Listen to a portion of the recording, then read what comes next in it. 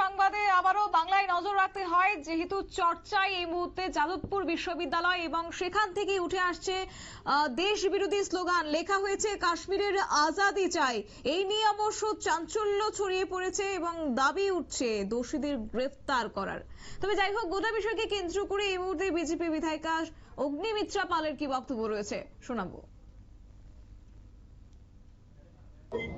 মণিপুর বিরোধের দাবি, কাশ্মীর বিরোধের দাবি, একটা দেশের একটা বিশ্ববিদ্যালয়ের অভ্যন্তরে দেশবিরোধী এই ধরনের স্লোগান তাহলে কেউ জানতো না?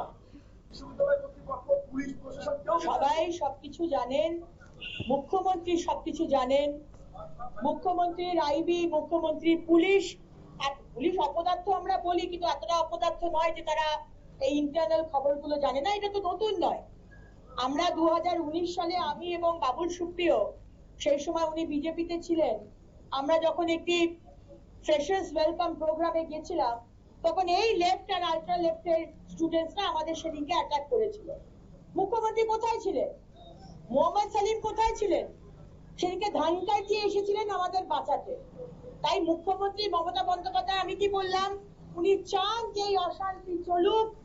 এই ছেলেগুলো যারা ভারত থেকে টুকরে হোঙ্গে ইনশাআল্লাহ, ইনশাআল্লাহ ভারতকে ধ্বংস করা হোক, এরাই 2026-এ no vote to BJP Mamata ব্যানার্জির সাথে একই লাইনে কথা বলবে। বলছেন যে পুলিশ নিয়ে দীর্ঘ 2 মাস ধরে যাদবপুর বিশ্ববিদ্যালয়ে একটা অচল অবস্থা ছিল, সেখানে কোনো উপাচার্য পার্মানেন্ট থাকতে পারছিলেন না, একাধিকবার শিক্ষকরা অধ্যাপকরা শহীদ হয়েছেন। আবারও যদি পুলিশ প্রবেশ করে তাহলে একই ঘটনার পুনরাবৃত্তি। পুলিশ প্রবেশ করুক কি পুলিশ প্রবেশ করুক না, কি মিলিটারি প্রবেশ করুক, আমার এগুলো দেখার দরকার নেই। এটা দেখবে সরকার, এটা দেখবে পুলিশ, এটা দেখবে প্রশাসন। আমি চাই আমাদের ছেলেমেয়েরা, সমাজের ছেলেমেয়েরা, আমাদের নেক্সট জেনারেশন, পশ্চিমবঙ্গের ভবিষ্যৎ, তারা পড়াশোনাটা করুক। তারা এই শিক্ষাতে না হোক যে ভারত থেকে টুকরে হোঙ্গে, ভারত ধ্বংস হোক, মণিপুর আলাদা হোক। এই শিক্ষাতে যেন তারা শিক্ষিত না হয়, আমি এটা চাই। যেভাবে জেএনইউ কে ঠান্ডা করা হয়েছে, সেভাবে যাদবপুরকেও ঠান্ডা করা হোক। আপনারা শুনলেন বিজেপি বিধায়িকা অগ্নিমিত্রা পালের বক্তব্য। অবশ্য গত কয়েকদিন ধরে এক প্রকার উত্তপ্ত যাদবপুর বিশ্ববিদ্যালয়, তারই মধ্যে দেওয়াল লিখন এবং এই যাদবপুর বিশ্ববিদ্যালয়ে 3 নম্বর গেটের মধ্যেই কার্যত লেখা হয়েছে আজাদ কাশ্মীর স্লোগান তারা দিয়েছেন। সেই সঙ্গে মুক্ত প্যালেস্তাইনেরও দাবি জানানো হয়েছে। এক প্রকার দেশ বিরোধী স্লোগান তারা তুলেছেন, জানিয়ে রীতিমতো শোরগোল। যাব বিস্তারিত আমাদের সঙ্গে যুক্ত হয়ে গেছে প্রতিনিধি রাজীব দত্ত। রাজীব, কি জানতে পারছো? যাদবপুর বিশ্ববিদ্যালয়ে এই ধরনের দেশদ্রোহিতার রাজনীতির কিছু আগ্রা হয়ে দাঁড়িয়েছে, এর আগেও কিন্তু হয়েছে। আজকে যেটা দেখা যায় যে সকালে যখন দেখা যায় যে 3 নম্বর গেটের কাছে আজাদ কাশ্মীর স্লোগান লেখা হয়েছে, তো এটা নিয়ে চাঞ্চল্য পড়ে যায়। বুঝতেই পারছো যে এরকম একটা দেশ বিরোধী স্লোগান সেটা কিভাবে লেখা হলো, সেটাই কিন্তু প্রশ্ন। যেহেতু যাদবপুর বিশ্ববিদ্যালয়ে গত কয়েকদিন ধরে কিন্তু উত্তপ্ত, আজকেও যাদবপুর বিশ্ববিদ্যালয়ে উত্তপ্ত, এবং আজকেও যাদবপুর বিশ্ববিদ্যালয়ে পুলিশ ঢুকেছিল ভেতরে। এবং গত কয়েকদিন আগেই কিন্তু কলকাতা হাইকোর্টের বিচারপতি তীর্থঙ্কর ঘোষ নির্দেশ দিয়েছে যে যাদবপুর বিশ্ববিদ্যালয়ের চত্বরে কোনো মিটিং মিছিল যেমন করা যাবে না, পুলিশকে নজরদারি বাড়াতে হবে। তা সত্ত্বেও কিন্তু আজকে কিভাবে সেটা এই স্লোগানটা লেখা হলো সেই নিয়ে প্রশ্ন উঠছে।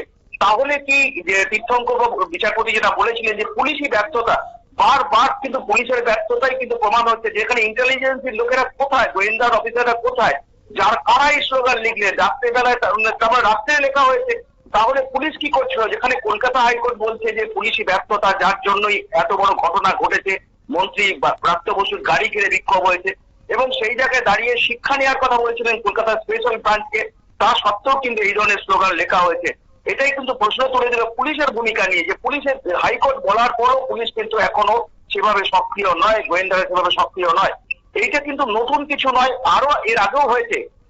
যাদবপুর থানার সামনে দাঁড়িয়ে এর আগেও যখন যাদবপুরে গোলমাল হয়েছিল এবং বাবুল সুপ্রিয়কে ঘেরাও করা হয়েছিল, ঠিক তার পরের দিকে আমরা দেখেছি যে ওই ঘটনা নিয়ে কিন্তু বিক্ষোভ হয়েছিল যাদবপুর মোড়ে, যাদবপুর থানার মোড়ে।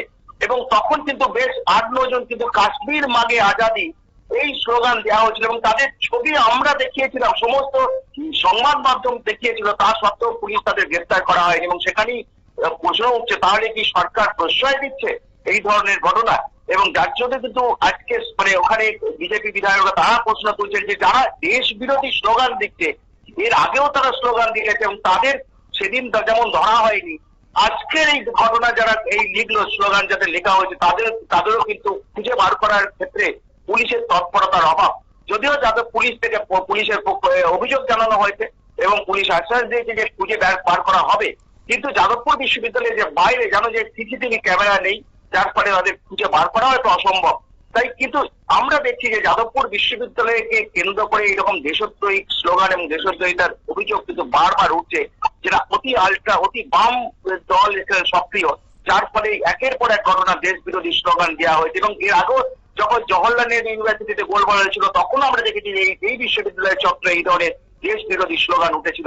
তাই প্রশ্ন উঠেছে যে বারবার এই ধরনের স্লোগান দিয়ে যারা দিচ্ছে দেশদ্রোহিতার কথা বলছে তাদের তারা কিভাবে ছাড়া পেয়ে যায়, তাদের বিরুদ্ধে পুলিশ কেন ব্যবস্থা নিচ্ছে না। তাই দাবি উঠেছে যারা এই ঘটনা ঘটিয়েছে, যারা কাশ্মীর মাগে আজাদি, যারা আজাদ কাশ্মীরের কথা বলছে তাদেরকে চিহ্নিত করে গ্রেফতার করা হোক।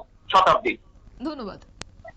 আপনারা শুনলেন, অর্থাৎ গত কয়েকদিন আগে শিক্ষামন্ত্রীর উপর হামলা, ব্রাত্য বসুর উপর, এবং তারপরে যাদবপুরের এই ঘটনাকে কেন্দ্র করে রাজনৈতিক একটা চাপানোত্তর দেখা ক্রমশ বাড়ছে এবং সেই সঙ্গে আজকের এই ঘটনায় একের পর এক প্রশ্ন এবং সে পাশাপাশি মমতার পুলিশ প্রশাসনের ব্যর্থতা নিয়েও কিন্তু প্রশ্ন তুলতে শুরু করেছে সচেতন মহল। নিয়ে নিচ্ছে ছোট্ট একটি বিজ্ঞাপন বিরতির সঙ্গে থাকুন।